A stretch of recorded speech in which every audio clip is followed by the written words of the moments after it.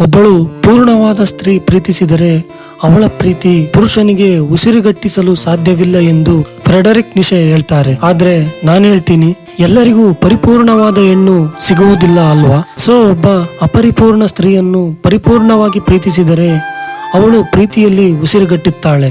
ನಿನ್ನೆ ರಾತ್ರಿ ನಾನು ಒಂದು ಲವ್ ಸ್ಟೋರಿ ಓದಿದೆ. ಆ ಲವ್ ಸ್ಟೋರಿಯಲ್ಲಿ ಏನಿದೆ ಅಂದ್ರೆ, ಪ್ರತಿದಿನ ನಮ್ಮ ಬೆಡ್ರೂಮ್ ನಲ್ಲಿ ಅವಳು ಬಟ್ಟೆ ಬಿಚ್ಚಿ ಬೆತ್ತಲಾಗಿ ಕೆಲವು ನಿಮಿಷಗಳ ಕಾಲ ತನ್ನನ್ನು ತಾನೇ ದಿಟ್ಟಿಸಿ ನೋಡಿಕೊಳ್ಳುತ್ತಿದ್ದಳು. ಆದ್ರೆ ನಾನು ಮಾತ್ರ ಅವಳನ್ನು ನೋಡಿಲ್ಲ ಅಥವಾ ನೋಡುವುದೇ ಇಲ್ಲ, ಮುಟ್ಟುವುದಿಲ್ಲ ಎಂಬಂತೆ ನಟಿಸುತ್ತಿದ್ದೆ.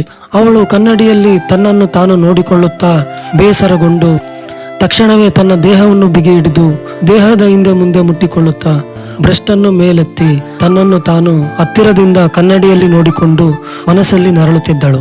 ಇದೆಲ್ಲ ಗಮನಿಸಿದ ನಾನು ಒಂದು ದಿನ ರೂಮಲ್ಲಿ ಇದ್ದ ಮಿರರ್ ಅನ್ನು ತೆಗೆದು ಹೊರಗೆ ಬಿಸಾಡಿದೆ.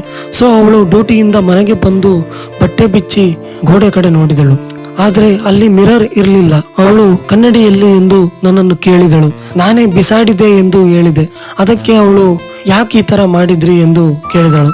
ಅದಕ್ಕೆ ನಾನು ಹೇಳಿದೆ, ಅದು ನಾನು ಏನ್ ನೋಡ್ತೀನೋ ಅದನ್ನು ಪ್ರತಿಬಿಂಬಿಸುವುದಿಲ್ಲ. ನೋಡು, ಸುಂದರವಾದ ಎಣ್ಣೆ, ಕಷ್ಟಪಟ್ಟು ಕೆಲಸ ಮಾಡೋ ನನ್ನ ಮಕ್ಕಳಿಗೆ ತಾಯಿ ನನ್ನ ಹೆಂಡತಿಯನ್ನು ನಾನು ನೋಡುತ್ತಿದ್ದೇನೆ. ವಯಸ್ಸಿನಲ್ಲಿ ಆಗು ಹೋಗುವ ಬದಲಾವಣೆಗಳನ್ನು ನಾನು ಸಹಜವಾಗಿ ನೋಡುತ್ತಿದ್ದೇನೆ. ಸೊ ನೀನು ಕನ್ನಡಿಯಲ್ಲಿ ನೋಡಿಕೊಳ್ಳುವಾಗ ನಾನು ನಿನ್ನನ್ನು ನೋಡುತ್ತಿರುವುದು ನಿನಗೆ ಗೊತ್ತು ಎನ್ನುವುದು ನನಗೆ ಗೊತ್ತು.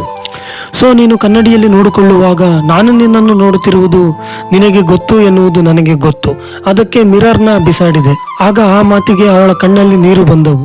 ಅವಳು ತನ್ನ ಬೆತ್ತಲಾದ ಶರೀರದಲ್ಲಿ ನನಗೆ ಒಂದು ಬಿಗಿಯಾಗಿ ಅಪ್ಪಿಗೆ ಕೊಟ್ಟು ತನ್ನ ಕೂದಲನ್ನು ಸರಿ ಮಾಡುತ್ತಾ ನನ್ನ ಎದೆಗೆ ಒರಗಿಕೊಂಡು ಲವ್ ಯು ಎನ್ನುತ್ತಾ ಅವಳ ಪ್ರೀತಿಯನ್ನು ವ್ಯಕ್ತಪಡಿಸಿದಳು. ಕೆಲವು ಬಾರಿ ಬೇಕಾಗಿರುವುದು ಲವ್ ಅನ್ನೋ ಪದ ಮಾತ್ರ. ಆ ಪದ ತುಂಬಾ ಆನೆಸ್ಟ್ ಆಗಿ ಇರಬೇಕು. ಅವಳಲ್ಲಿ ಇರುವಂತಹ ಅಪರಿಪೂರ್ಣತೆಯನ್ನು ನೀವು ಪರಿಪೂರ್ಣವಾಗಿ ಪ್ರೀತಿಸುತ್ತೀರಾ ಅನ್ನುವುದನ್ನು ಹೇಳಿ, ಅಥವಾ ಅವರಿಗೆ ಗೊತ್ತಾಗುವ ರೀತಿ ಮಾಡಿ. ನೀವು ಅವಳಲ್ಲಿ ನೋಡಿರುವುದನ್ನು ಕನ್ನಡಿಯಲ್ಲಿ ರಿಫ್ಲೆಕ್ಟ್ ಆಗುವುದಿಲ್ಲ. ಮೇ ಬಿ ಅದು ರಿಫ್ಲೆಕ್ಟ್ ಆಗುವುದಕ್ಕಿಂತ ಹೆಚ್ಚಿನದು ಇರಬಹುದು ಎನ್ನುವುದನ್ನು ಸಾಧ್ಯವಾದಷ್ಟು ಅವಳಿಗೆ ಅರ್ಥ ಮಾಡಿಸಿ. ನಿಮ್ಮ ಪಾರ್ಟ್ನರ್ಗೆ ನೀವು ಫೇಕ್ ಲವ್ ಅನ್ನು ಯಾವತ್ತಿಗೂ ತೋರಿಸಬೇಡಿ. ಹೇಳ್ತೀರಾ ಅಲ್ವಾ, ನನಗೆ ಮಳೆ ಬಂದ್ರೆ ತುಂಬಾ ಇಷ್ಟ ಅಂತ, ಆದ್ರೆ ಮಳೆ ಬಂದಾಗ ನಡೆಯಲು ಕೊಡೆಯನ್ನು ಹುಡುಕ್ತೀರಾ. ಮತ್ತೆ ನೀವು ಹೇಳ್ತೀರಾ ಸೂರ್ಯ ಅಂದ್ರೆ ಇಷ್ಟ ಅಂತ, ಆದ್ರೆ ಅದೇ ಸೂರ್ಯ ಬಿಸಿಲು ಪ್ರಕಾಶಿಸಿದಾಗ ನೆರಳಿಗಾಗಿ ಅವಲಂಬಿಸುತ್ತೀರಾ. ಹಾಗೆ ನೀವು ಹೇಳ್ತೀರಾ ಗಾಳಿ ಅಂದ್ರೆ ಇಷ್ಟ ಅಂತ, ಆದ್ರೆ ಗಾಳಿ ಜೋರಾದ್ರೆ ಕಿಟಕಿಗಳನ್ನು ಮುಚ್ತೀರಾ. ಅದಕ್ಕೆ ಹೇಳೋದು, ನೀವು ನನ್ನ ಪ್ರೀತಿ ಮಾಡ್ತೀನಿ ಅಂತ ಹೇಳಿದ್ರೇನೆ ಭಯ ಆಗುತ್ತೆ. ನೆನ್ಪಿಟ್ಕೊಳ್ಳಿ, ಪ್ರೀತಿಯಲ್ಲಿ ಭಯ ಇರಬಾರ್ದು. ನಿಮ್ಮಿಬ್ಬರ ಮಧ್ಯೆ ಸೇತುವೆ ಆಗಿ ಕನ್ನಡಿ ಸಹ ಇರಬಾರ್ದು. ಅದರ ರಿಫ್ಲೆಕ್ಟ್ ಅನ್ನು ನೋಡಬಾರದು. ಕನ್ನಡಿಯನ್ನು ಬಿಸಾಡಿ, ವಿಂಡೋ ಓಪನ್ ಮಾಡಿ, ಸ್ವಲ್ಪ ಸಮಯ ಮಳೆಯಲ್ಲಿ ಒಟ್ಟಿಗೆ ನೆನೆದು ಹೋಗಿ, ಮತ್ತೆ ನಿಮ್ಮ ಬೆತ್ತಲೆ ದೇಹವನ್ನು ಆ ಸೂರ್ಯನ ಕಿರಣಗಳಿಗೆ ಅರ್ಪಿಸಿ. ಇಲ್ಲಿ ಎಲ್ಲವೂ ಅಪರಿಪೂರ್ಣವೇ. ಅದನ್ನು ಪೂರ್ಣವಾಗಿ ಬದಲಾಯಿಸಲು ಕೇವಲ ಒಂದು ಹುಚ್ಚು ಪ್ರೀತಿಯಿಂದ ಮಾತ್ರವೇ ಸಾಧ್ಯ.